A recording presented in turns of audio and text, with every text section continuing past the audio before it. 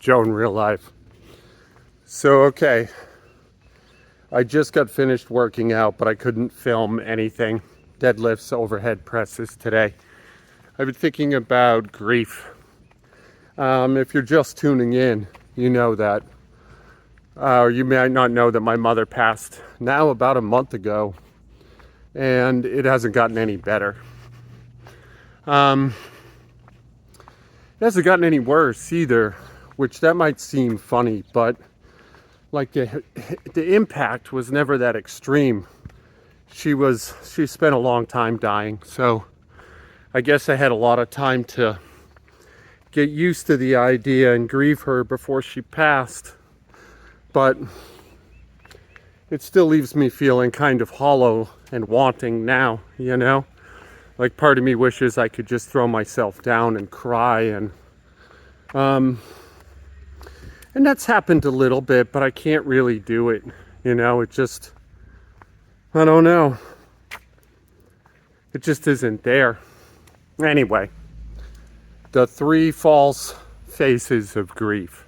That's what I was thinking about all morning, you know? And these are like the voices that write eulogies, right? The first one, the most obvious one and the most popular one, has to be just the positive things, just the positive memories, just their accomplishments and their virtues, you know? And certainly I've been indulging that in me, trying to trace those things, and it's nice in a way. It's nice to remember the good things, but it just leaves me, it feels like wholly inaccurate, right? Because even the best among us, we're not just good. We don't just have successes, you know? So then you get the immediate backlash. That would be the second false face of grief, right? I don't know why I'm hanging my hat on this theme, but just the negative stuff, just the ways in which they've hurt you and let you down, just the betrayals, just the pain. That fails for the exact same reason as the first. It's not nice, it's maybe therapeutic to visit, but it also feels false and hollow. So then the third voice, that would be the compromise, right? And that's maybe the second most common eulogy, right? The last one being the least common, although I have heard them. A little mix, a grab bag, if you will. A little bit of column A, a little bit of column B, you know? Paint a picture of a human being, a real life, what this person actually was. Not what we wish they were, or the scars we might carry as a result of them, you know? I've definitely spent some time there, bouncing around, and all I get are these half-formed feelings, emotions. They're like, it starts strong, really, really happy, or really, really sad, or really, really angry, and then it just fizzles out to nothing. That's why they're the false faces, or the false voices, right? I'm trying to trace my grief, figure out where it resides inside of me.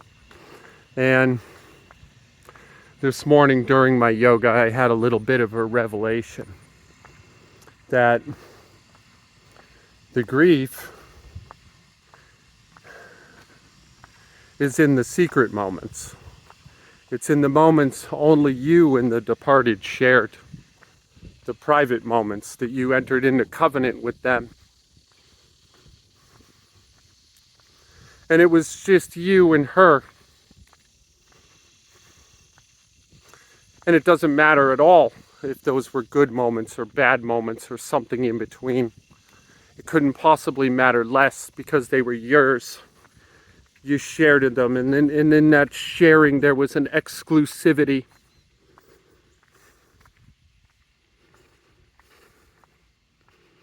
some things never even talked about. And not because they were shameful or secretive or bad. Maybe because they just never came up. Moments in time where you put down a flag with the departed,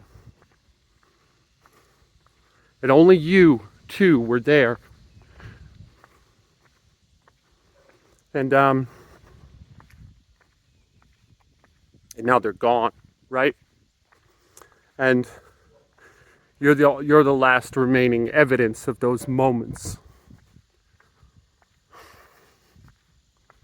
And it really hurts.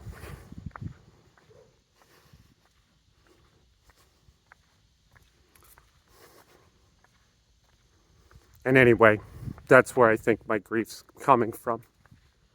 The impossibility of bringing anyone else into those places. Because even if I could explain them, even if I could give in rich detail, no one could ever understand it. You know, I might get the textures and the colors right, but not the content. Not what it felt like to be there with her and her alone.